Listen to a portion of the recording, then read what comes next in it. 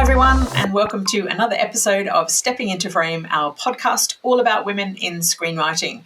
And if you haven't checked us out before, definitely have a look at all our social, have a look at scriptdepartment.net. Not net. Scriptdepartment.net even, and you can see what our global gang of screenwriters are up to. Anyway, that very inarticulate intro aside, I'd like to welcome Lorna to our chat today. Hi, Lorna. Thanks for joining me. And today we are having a look, as part of our Sofia Coppola retrospective, at the 2020 film On the Rocks, which had its world premiere in New York Film Festival in September 2020. And it's been a film that probably hasn't had a massive amount of recognition or conversation. It's been quite low profile, I think, certainly compared to some of her others on Sofia Coppola's films. So we're going to have a deep dive and see what we thought about it. So, Lorna, well, actually, let's do a little bit of an overview. So the Rocks film follows Laura, who's played by Rashida Jones, on a series of adventures with her dad, Felix, played by Bill Murray. Can't speak, as they trail Laura's husband, Dean, played by Marlon Wayans, to discover whether he's having an affair or not. Of course, the speculation of his affair is encouraged by Laura's father, Felix, important to say. So it's a bit of a dad-daughter tale, somewhat like Somewhere, which we reviewed a few weeks back. So, Lorna, tell me, what were your initial thoughts about the film when you saw it? Was this the first time you'd seen it? And if so, what did you think? It was absolutely the first time I'd ever seen it, and as much as there are so many things I love about Sofia Coppola films, but there's always kind of a question. There's the odd things that just kind of like don't quite work for me. But this one, I loved everything about it besides the odd comment from her. Wow. Okay. Okay, which we'll get into. Yeah. It's interesting because I like this film, certainly, but I definitely felt it was weaker for my, taste, I guess, in terms of things like Lost in Translation, which still for me holds the bar of as great film. I'd probably put like Somewhere or Marie Antoinette next and then this one. And I'll talk a bit about why, because I think it's a bit about missed opportunity. Well, certainly I felt there was a missed opportunity, but it'd be really interesting to see what you think, Lorna, and whether you think I'm just talking rubbish, which I may well be. So let's start by just chatting a little bit about themes. So at the beginning of the film, when the film opens, we have a black screen and we have a voiceover by Felix, the character, who is Laura's dad, and he says, "Remember, don't give your heart to any boys. You're mine until you get married." And then there's a little pause, and he says, "Then you're still mine." So, and then we go into an interesting couple of little sort of montage of the married couple, very interestingly walking down a flight of stairs, which was a little bit like a downward spiral, I thought. Maybe I'm maybe I'm over-egging it, or maybe but I went, okay, because I was thinking about Somewhere, and the opening to Somewhere where he's going in circles in his car. So I was looking for something. And maybe I've just made that up. Anyway, so we start with that, and then we go into we go from this happy marriage scene where they're kind of basically ripping each other's clothes off to then she's picking up Lego and toys, and we get into this very domestic scene. Yeah. So it sort of sets us up with very much this idea about themes around relationships and changing relationships and different relationships. What were your thoughts about what kind of themes were sort of looked at within the film? Yeah, I mean, I think I probably agree with you about the stairs, that in terms of the kind of romantic high of the wedding day, and then there's the kind of a downward spiral in terms of like into the day-to-day. This kind of isn't the same romantic level. Yes, definitely. And I found, because one of the first things that one of the first bits of dialogue in the domestic scene is between Laura and her daughter, saying that like the daughter's putting her princess shoes on, and the mum, like Laura, says, "No, you need your real shoes on." And I felt like there's a bit of an analogy in there as well, in terms of that Laura's like, she's come from the romantic kind of high, that now she has to put her real shoes on. Yeah. Yeah, the princess shoes are gone. Mm. Yeah, very much. And I think I felt like there was some interesting themes around the interplay between how relationships change over time, but also about how those relationships affect other relationships. So particularly around the dad and how, well, I guess around the changing relationship between him and Laura, but also then about how he really quickly jumps on this idea of, oh, well, of course your husband's having an affair. Yeah. And he really encourages her to, he doesn't quell her concerns, does he? He really fans them. And I thought that's really fascinating, because no doubt that would not have happened at the beginning of the relationship.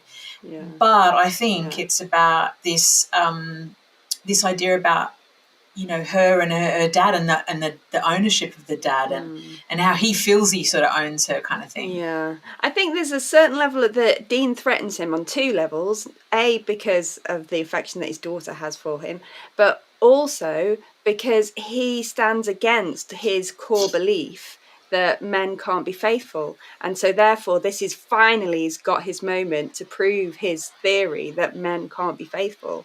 And so this is something that he really needs to prove. Yeah. Let's dive into that a little bit and have a look at all of the characters and their relationships to each other. And let's talk about Felix and Laura and their relationship. What was your take on their relationship?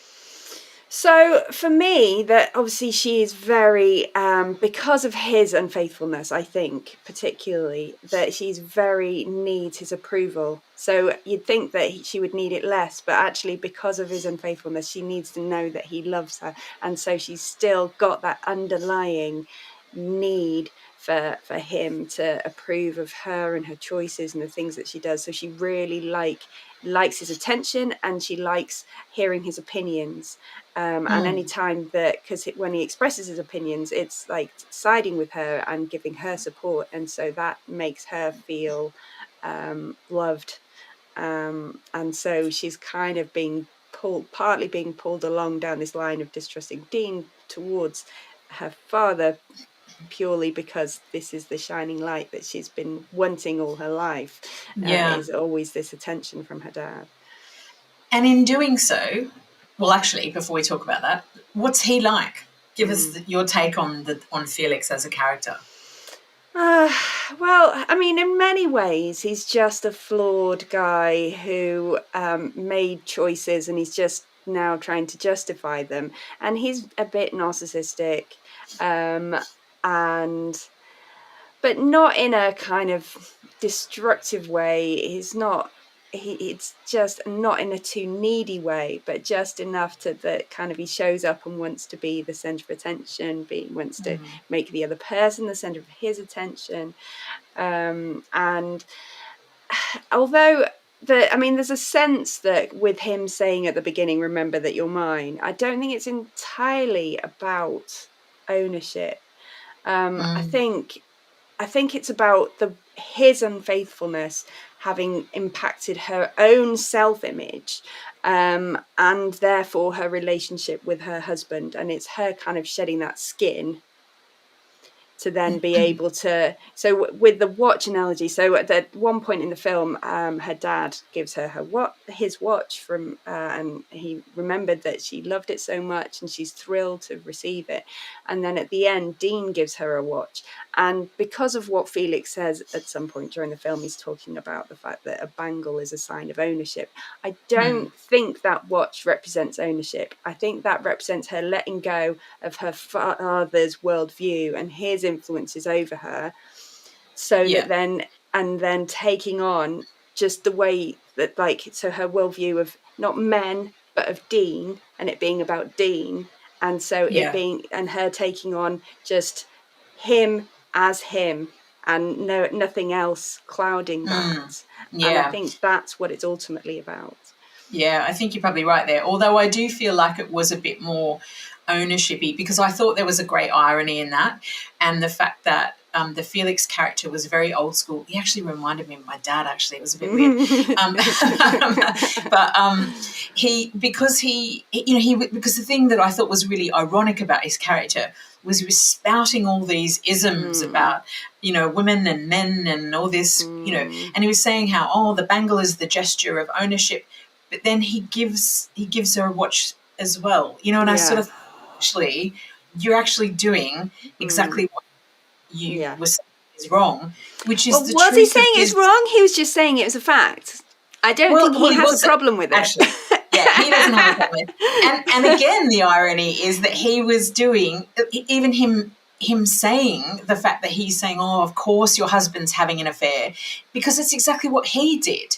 It's almost like he's assuming this replication is sort of, to be expected. So, it was kind of interesting.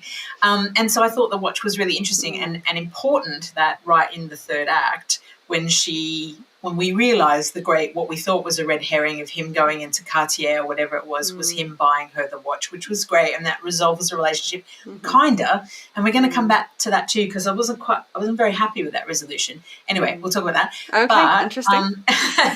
I'm all So when they have that moment and she takes his watch off and puts the new watch on, Dean's watch on, but she still carefully puts the dad's watch in the box. She doesn't, she doesn't stick it in her pocket. She's careful with it. Yeah. But it's the very symbolic. Entirely throw it away, no. Because can we ever really entirely throw away our whole worldview that we've learned as we've grown up? I don't think we can. Well, exactly. And I think we can carefully put it in a box and just know that that's part of who we are, and it's something that we loved and valued growing up. But actually, I can put it to one side and just accept.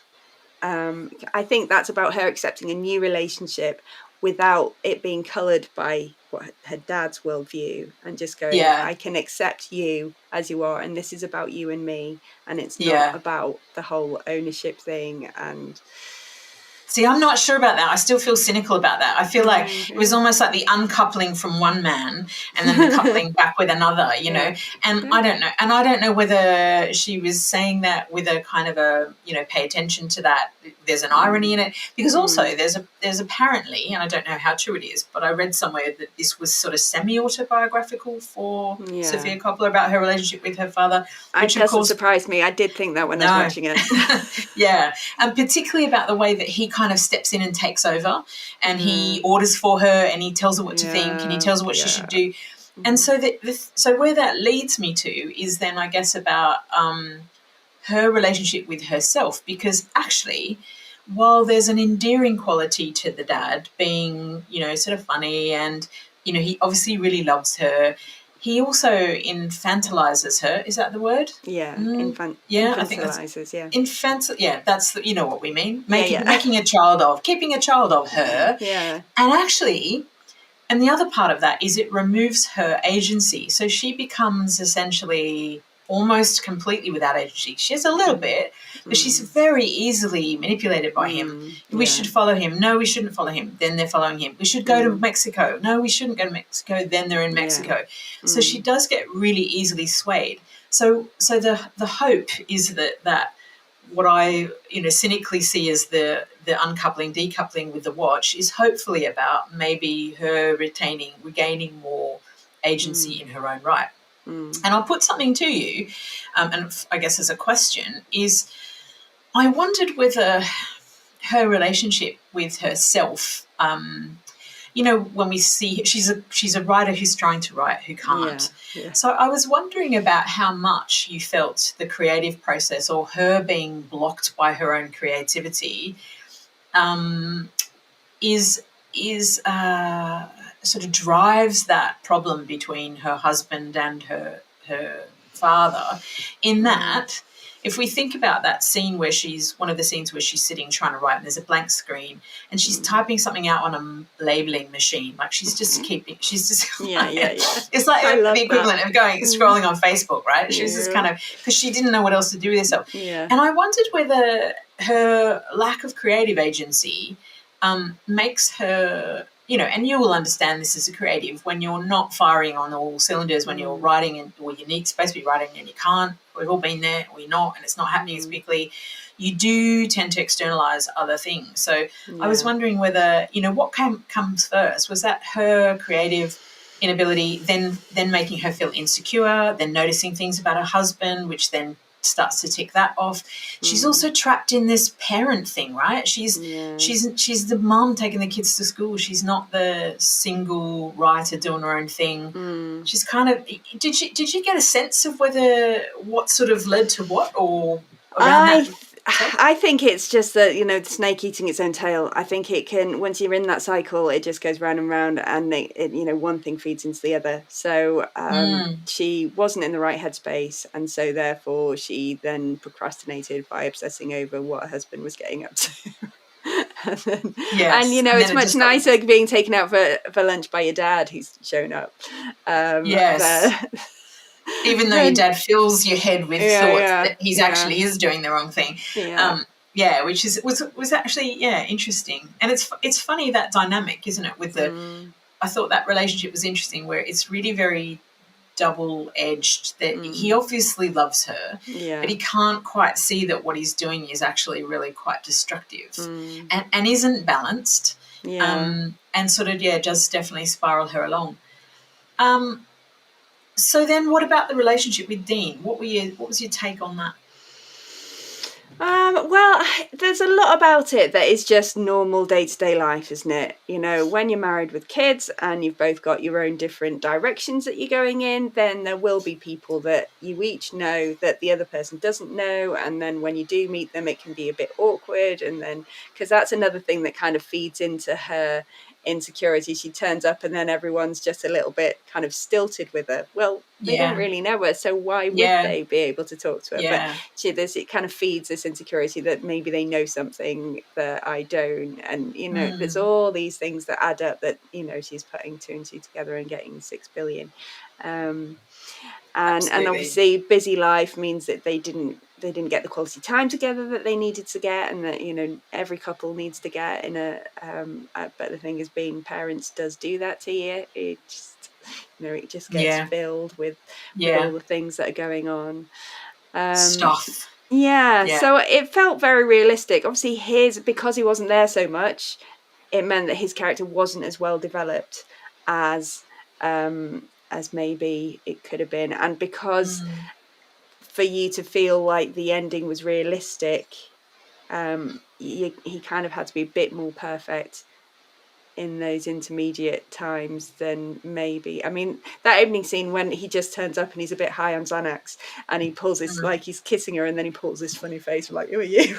oh, it's you, kind of look at her. Yeah, was hilarious. Which was weird. It was hilarious and also weird. Yeah. And you can understand why she was worried about that, right? Because that was a bit odd, wasn't it? Because that was my take on it before she even said. It was like, it was very clearly his face was like, oh, it's you. Yeah. I've just been voice kissing doesn't me. match that face. Or something. Yeah, it was really weird. And that's interesting, because there were a few things which I thought objectively were quite reasonable uncertainties, especially the toiletries bag. I felt that was really quite I mean, I would have been upset by that, and I don't know whether I would have I think the thing that was interesting was that she didn't push it. When she mentioned it, she kind of mentioned it really lightly, and then he was like, oh yeah, it's Fiona's, and that was it. And she was like, oh, okay. But I kind of felt like she needed to say how she actually felt, and she didn't. And I kind of wondered why she didn't. And I felt like there was, I guess, it made me a bit uncertain about the security of their relationship generally, because I just felt there were some things, and even things like, he's going away for a few days. So he says, I'll see you in a few days, and he kisses her on the forehead. And I thought, that's, like, that's more than just, we're really busy, right? Don't you think? Or is it just me? Well, I suppose different relationships are different. If you don't normally get kissed on the forehead, as well as other places, then that would feel slightly infantilizing, wouldn't it? But otherwise, for some people it might be perfectly normal.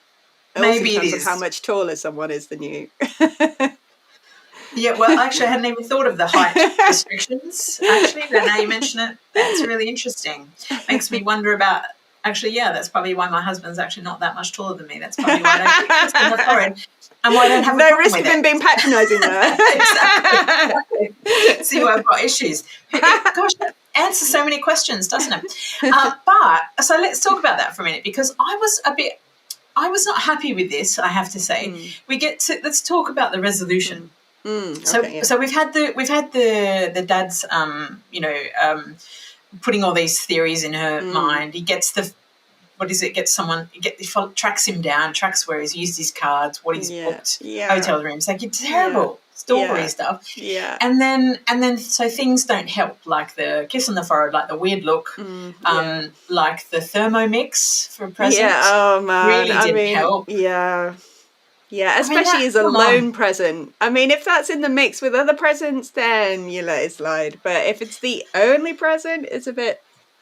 I've got to say, there's got to be a moratorium on giving appliances as gifts, full stop, right? This is not a relationship gift. You don't give appliances, anybody, male or female. Don't give appliances. It's terrible. Don't you think? Like, nothing I have asked in the past. mind. I don't have a problem. If there's something I'm particularly after, I don't mind. But, it depends on whether or not you see it as being a gadget that's going to make your life easier, or whether or not you see it as being like a... Gadgets are different. Well, the thing is, it's something that mops and hoovers. I've been excited by that in the past. Yeah, no. And been criticised for asking for it by my friends. Go, different people, different horses for different courses, isn't it? Yeah, I'm not sure. Now, look, granted, I have asked for a hot glue gun for a birthday, and I did get it, and that was important. But that's a gadget. I see that as a gadget. That's practical. But Thermomix, vacuum cleaners, domestic items, definitely not. You got to stop that, Lorna. Stop now. Slippery slope, honestly. 1 year it's a Thermomix, the next year it's not good. So, anyway, all right. So anyway, let's go back to the topic at hand. So she's in a bad place. So then she goes to Mexico, and she I didn't do spoilers on this, did I? No. Spoilers. Yeah. We're going to spoil it. Anyway, okay, so she goes to Mexico, she gets found out, and then the resolution is the following day. A couple of things about this. I thought he was too angry. So, yes, she followed him to Mexico. Next day, he doesn't talk to her. Let's go outside and talk. He's really angry about it. And I thought that was a bit weird. But then the other thing, the main thing I wanted to ask you about was just the resolution of this storyline, was where she says, oh, this is how I felt. Didn't go too deeply into it, to be honest. Didn't really talk about how she felt. She kind of touched on it. And then he just quite simply said, I've been working, right? And then he says it quite simply. And then here was the thing that I thought really sort of miffed me about the ending, about the resolution, was then he almost turned it and he said, all I've wanted is to live up to your standards. And I thought, hang on a second. There is nothing in the way his character behaved, that gave us any indication that he was looking for approval at all. And I just felt like it was a massive gaslight right there. It was like it's this flip. And I just felt like that didn't answer it for me. What did you think? Well, obviously uptight about this. Yeah. Well, I think, I'm hearing what you're saying. I think for me, it was, by that point, she'd realised that this was something that she'd created. So, and I think if Richard followed me to somewhere I was going for work, so when I was in Edinburgh, if Richard had followed me to track me down to make sure I wasn't having an affair with someone, there would be a certain level of, really? But yeah, it would be really, wouldn't it? It would be really? Why? Why are you doing this? I don't really do angry, but I think I could understand someone getting seriously upset at especially because, this is potentially affecting a work relationship as well. That could be really embarrassing. And fortunately, Fiona had thought, oh, she's just turning up to surprise him romantically. Surprise him. Yeah. She gave her the way out. She said, "Oh, you're just here to surprise him." Yes, I am. Yes, that's it. With my dad, it's so romantic. Exactly. Yeah, I don't know. Or maybe it was just me, but I just felt like it actually made me really, honestly, cynical about the relationship because then at the end I started to go, well, maybe there was something in it. Like maybe he was. And I don't know whether that, I don't know. And I don't know whether that was the writing and about the resolution just didn't feel. Because it was a bit quick. It's true. It was a bit tie it up with a bow and then move on. Yeah. Yeah. And it's very Sofia Coppola to kind of leave the endings a little bit ambiguous, obtuse. And so I get that. But I just felt like, oh, gosh. And especially after the whole film, here we are dealing with someone's increasing neuroses because she feels increasingly insecure. Then the least we could have had was a kind of a moment where he actually addresses her concerns really seriously and deeply and takes the time to talk about it. Well, what made you think that, and what about this, and what happened? I would have liked to have seen that, and I know it's a film and we don't have a lot of time. Although it just left me wanting. Yeah, he does apologise for behaving in a way that made her feel insecure. Yeah. But I think if you switched it around so that it was a guy going after a girl, like in a relationship, and going to those extremes, checking the credit cards and things, I think there would be nothing that could be done to redeem the guy doing that. And I think we do have very big double standards in terms of what's okay for a girl to do and what's okay for a boy to do. And so I think that Sofia Coppola found herself in this kind of stuck between a rock and a hard place, just because for the audience to be able to accept it and taking on all the audience's kind of preconceptions, I think it is a really hard resolution to do that would be enough for everybody.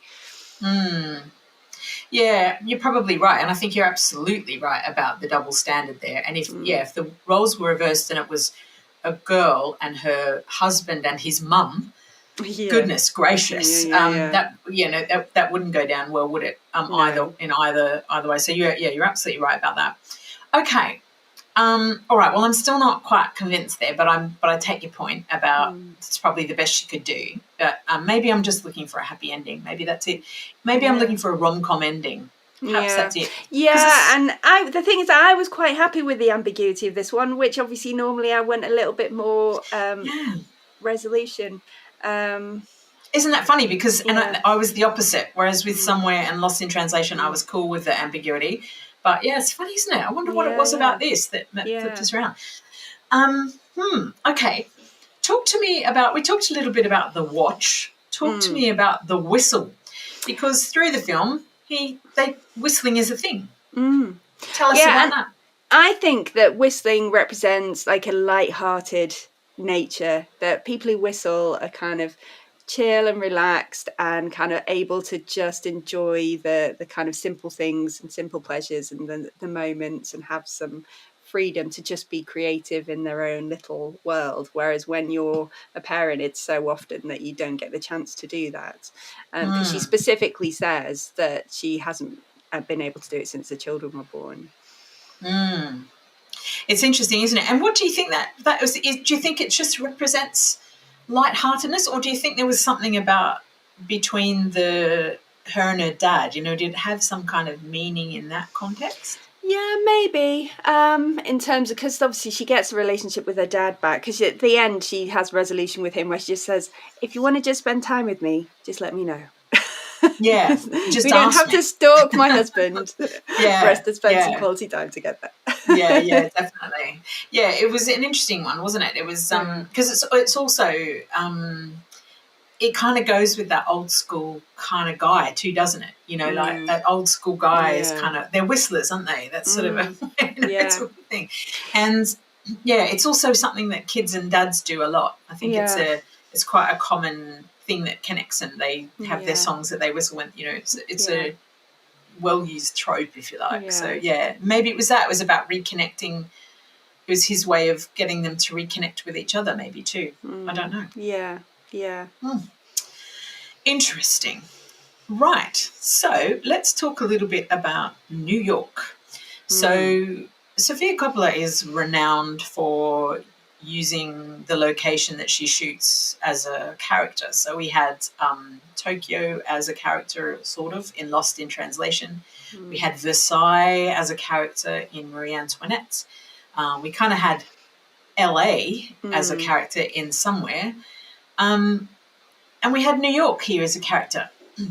But a very specific New York. So it was Manhattan. They had a Soho apartment. And it was, what did you sort of notice about the location and how it fit into the film? Well, it's a very privileged view of New York, wasn't it? It was, the high-rise apartment. It was these incredible restaurants and bars that they were going to. What was that restaurant that her dad took her to? And he was saying, was it Bemelman's Bar, or was it the Carlisle Hotel? Or no, I think they were the ones, two that were, and that are known places. Yeah, the old style movie stars have sat in these booths and all that kind of thing, and it's the kind of the fact that they could afford quite easily to go to these places with such history and that are clearly members type places to go to, and the most people who live in New York, that's not their experience of New York. No, very much so. And there was all these, I thought it was interesting. I found an article that talked about exactly all of the bits of sort of wealth in the movie that I hadn't noticed until I had a look at it. And it was talking about how, I've just got a couple of notes here. So when Laura reads to the kids the book, The Rescuers, it's a reprint from New York Review of Books. Her friend Laura, the character Jenny, the character played by Jenny, I can't remember her name. The annoying friend, the one that. Oh yeah. I can't remember. It's something like Jenny. Anyway, so they talk about the fact that she likes to wear like sweatshirts with phrases on them and whatever, emblazoned sweatshirts and T-shirts and stuff. So one of the ones she sports is a Rodarte sweatshirt, which costs $250, limited edition. She's got another bright pink hoodie on in another scene, which is a collaboration between Cha Cha Matcha Latte Boutique and Louis Vuitton designer Virgil someone, which I should probably know, but I absolutely don't. The dad with the caviar and the bottles of Krug it's just dripping, isn't it? And it's kind of and what is really interesting about it is it's lovely and it's romantic, and it's great to watch because it is very much that, you just kind of let yourself go into that world and, imagine what it would be like to live that sort of thing. But it is very much a certain type of a set of characters. And again, this is sort of something that Sofia Coppola goes back to quite a lot, doesn't she? Where it's these privileged lives. If you think about Somewhere, the main character in Somewhere is a Hollywood superstar or movie star. You look at Lost in Translation, the Bill Murray character is another actor, and she's used to Marie Antoinette is a world of wealth. She's kind of all about these really. It's like this is sort of what she knows. Do you think the film is lacking because of that, or do you think does that? Do you wish that she looked at things differently, or do you sort of like that bird's eye view into another world kind of thing? Well, I don't think I hold it against her either way. That is her experiences, and so she's drawing from her own worldview. And I don't see it as being, because it's like some people do it to kind of be aspirational. If you like something like Emily in Paris, that is full of all of the really kind of high fashion clothing and the really kind of posh locations, and that is deliberately to be aspirational and make people think, oh, I'd love to go to Paris and it'd be just like that. And it's like, well, no, there's plenty of seedy places in Paris as well. And so, but I don't think she does it to be aspirational. It's just a side of life that she's showing, and this is her experience of life. And even though that there are certain levels of privilege that these characters have, there's still obviously all these issues as well that they have to deal with, and it's just these people in these circumstances going through this particular story. Yeah, and I guess it shows that irrespective of your relative financial station in life, there is not a perfect world. This was I thought a fairly typical domestic experience. Really, it wasn't. And I thought it was interesting that she, as her character, didn't really buy into that, except for the Paris Review T-shirt she had. She sort of didn't buy into any of the trappings of wealth. She didn't really, or she didn't appear to. In fact, I thought she looked quite dowdy a lot of the time, like very, and didn't buy into that. So really, the truth of the conflict between them, or the narrative, was irrespective of their socioeconomic sort of situation. I think.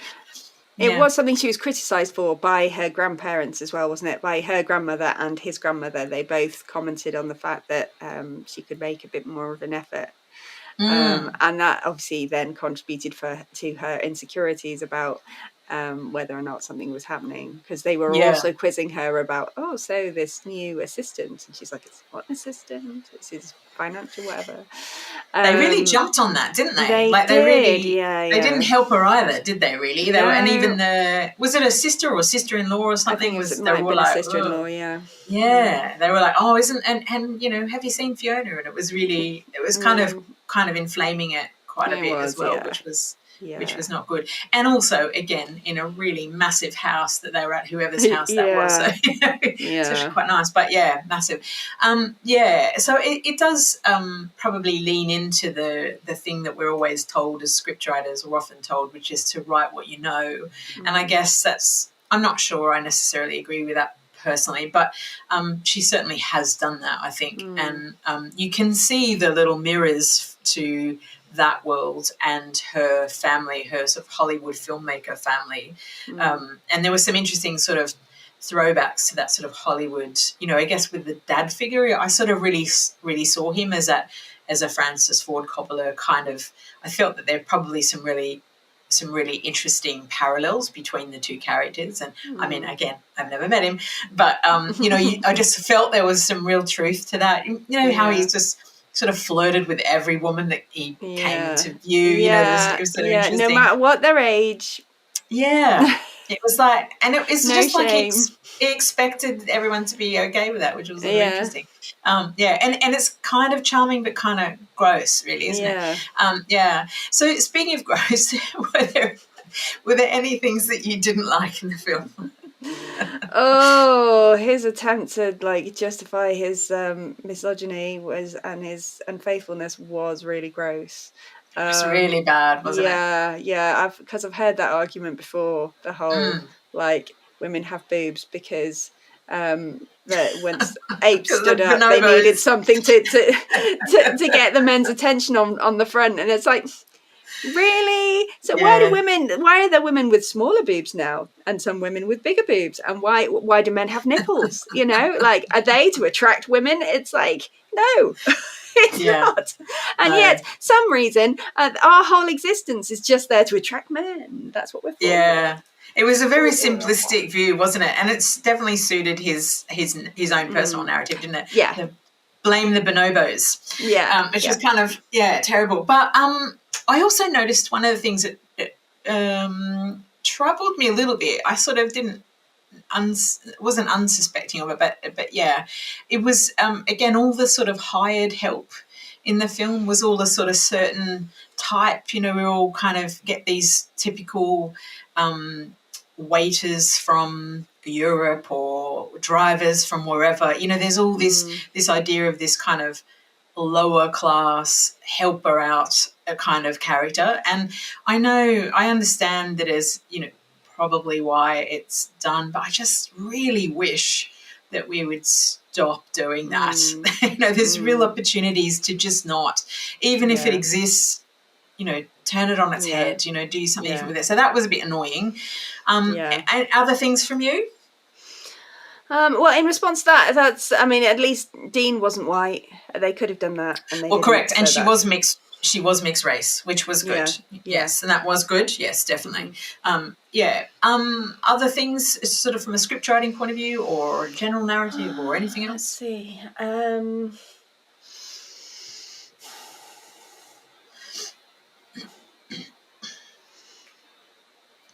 I think we've discussed everything. Let me have a look at my notes as well. Okay. Or any other good things that you wanted to mention? And if not, it might just be worth kind of wrapping up a little bit with a bit of a chat about whether you felt that the objectives of the film were met and whether it was a successful film. Like, maybe what was it trying to achieve, and did you feel that it got there? Yeah, and I liked some of the moments where Laura, like the things that made Laura like really start to question things were just little comments. It wasn't all the kind of so much his gross arguments, but it was the little comments, like so saying that Dean should be worshipping the ground that she walked on. And then that's kind of made her like, and she didn't really have a response to that because she was thinking, well, he doesn't really. But the thing is, that's because he's not like her dad. She hasn't married her dad. She's very deliberately not married her dad.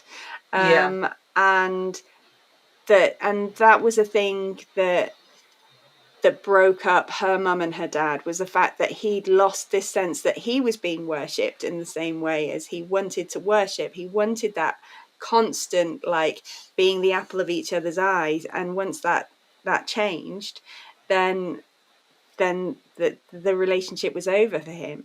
Whereas that's not the way things are with Laura and Dean. And that's why it works, is because they love each other in a deeper, much more kind of foundational way, and they can get through that kind of day-to-day drudgery of things and as a family.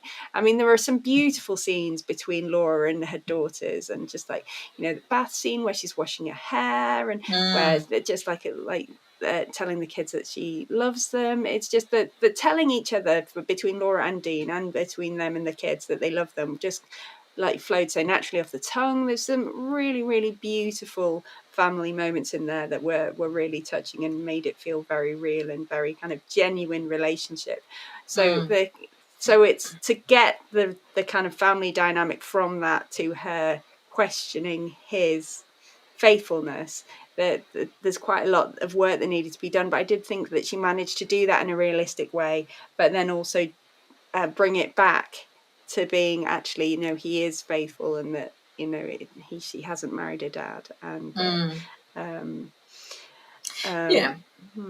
because I think her dad's view of a successful relationship is where somebody worships him, somebody tells him he's great, which was why he, you know, his ridiculous justification for having the affair from her mum, and with that younger Holly, was it? Saying that, you know, her mum started to just focus on the kids, and suddenly somebody came along and focused on him and told him how amazing he was again, and that was enough. You know, and I loved her sort of disdain for him, saying, you know, really, that's all it is somebody paying attention to you. So you know, in terms of a model relationship, it's the antithesis of that type of a relationship. It's very much driven by other things.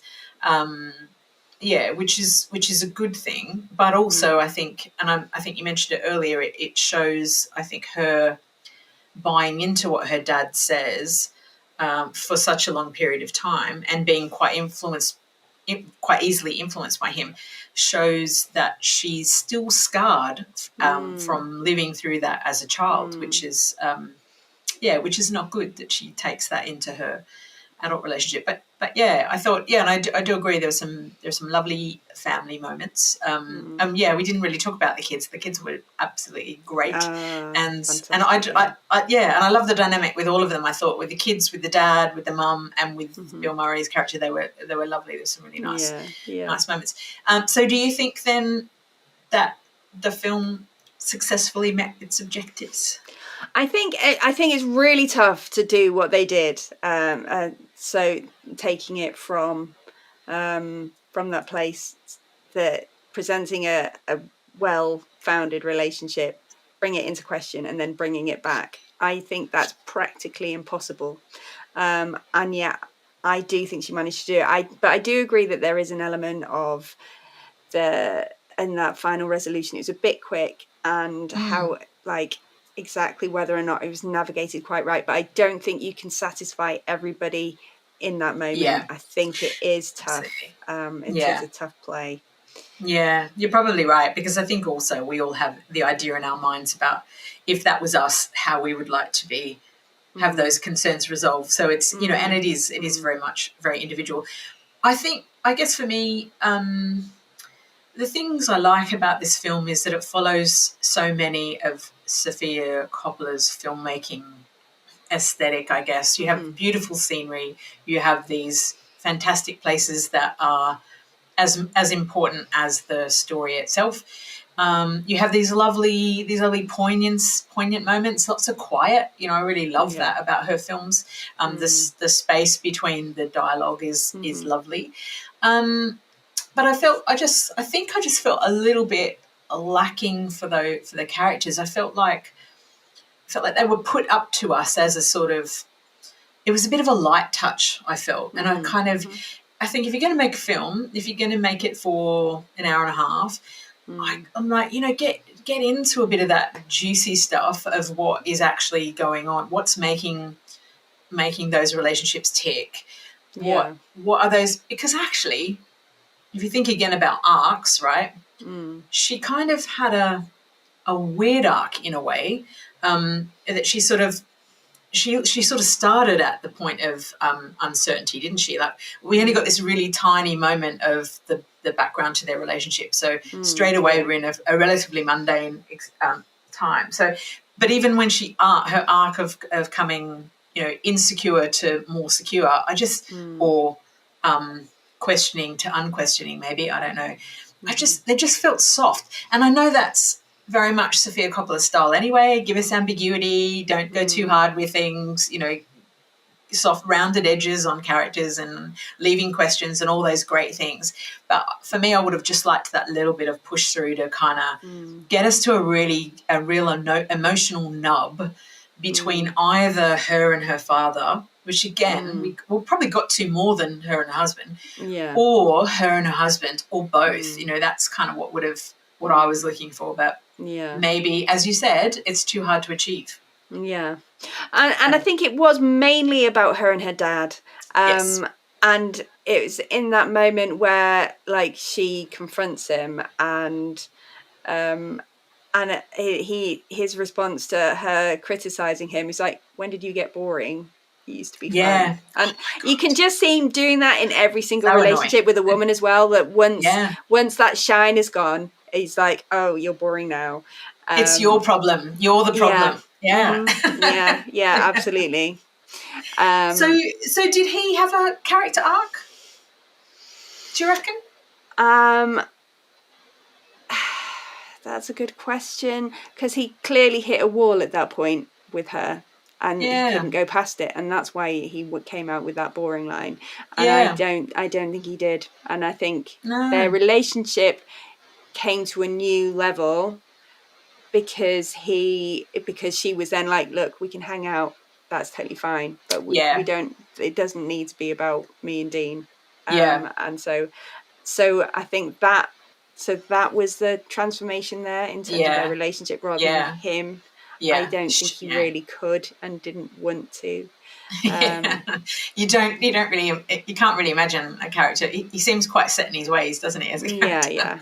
He likes his superficial life of going around, looking at art and then selling it and then moving on to the new place and getting a new woman and doing a bit of charming. He doesn't want anything too deep, thank you very much, not even from his daughter, who he adores and wants to be happy. But he wants to be the one that's kind of being charming and getting the glow back from his daughter, who is so desperate for his attention. That's what he wants. He doesn't want anything more than that. Thank you very much. Yeah, you're absolutely right. And so not much change there. So it was definitely her that changed. And and probably not a massive arc on Dean either, not that you would necessarily need it. Okay. And I guess, that would be the area it probably would be nice to see just a little bit of, I don't know, new approach or something. I don't know. Because still, as even if you think about it as a resolution, so she had this blip, right? But still, it was a pretty big blip, wasn't it? It was not a tiny, I had my suspicions, but now I'm okay. It was a pretty major thing. So actually, you kind of want, and just again from that wanting of a kind of crisper resolution, I would have loved to have felt like together, the two of them, there was just a mutual shift, so that we felt secure about the next step of them. And I think that's it. Now I've talked it out loud. I think perhaps I didn't feel that there was a absolutely solid base for the two of them, for Dean and Laura going forward. I just felt I needed a little bit more on that. But maybe I'm just needy. Who knows? Who knows? Yeah. I think, for me, because her transformation was her shedding her dad's worldview, so that it wasn't kind of affecting her anymore, and so taking the watch off, and then I personally see her accepting his watch as being that she's able to do that without feeling like that means that she's being taken he's taking over ownership of her. That's her doing that out of her own choice, and it's her own free will, and this is an equal relationship, and she's leaving his worldview in the way that he would see it behind, and she's able to then move on in a relationship in a better way, balanced way. It was definitely the turning point, though, wasn't it, in the whole thing, for her, which was good. Where does this sit on your list of Sofia Coppola films? I honestly, I still feel like it's on top for me for all of them. I feel don't think you come here and I'm going to convince you otherwise. You're totally allowed.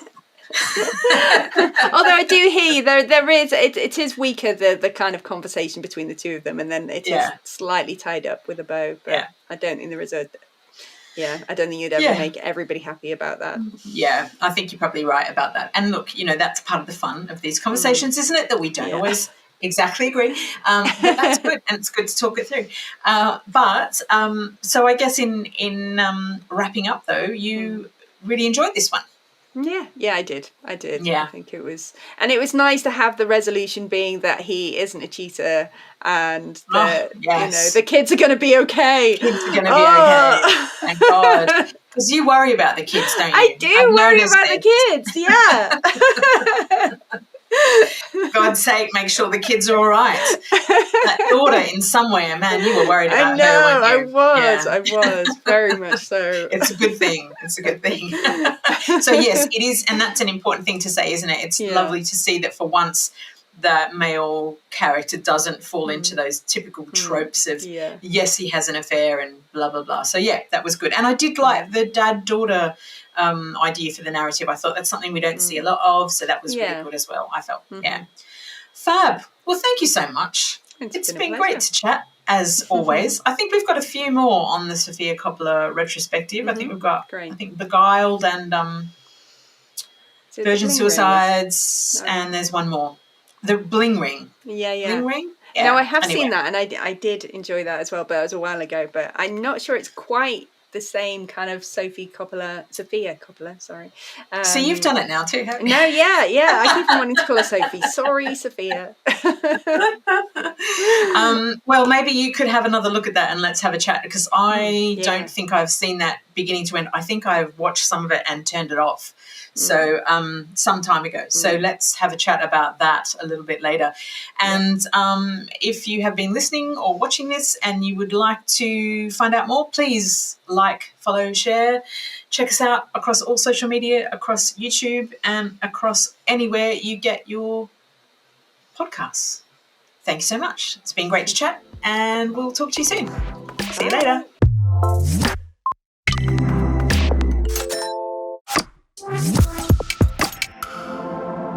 Thanks so much for watching our video, everybody. We really hope you enjoyed it. You can like us and subscribe to us over here on YouTube. And if you want to hear more of this conversation, head over to Spotify, Apple, places like that for a much longer version. But for now, YouTube thinks you'll like these ones.